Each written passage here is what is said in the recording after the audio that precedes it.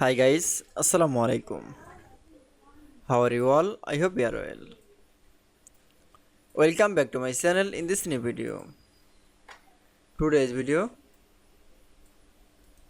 how to print Excel sheet in A4 size, maximize full page in portrait.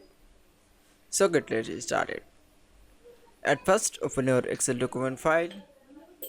Firstly now showing to the Excel sheet for no data is the print Excel sheet A4 size. Now going to the page layout option. Now click for the orientation option. Now click for the portrait option. Then click for the size option. Now click for the A4 size option. Then select from the auto is A4 size and portrait.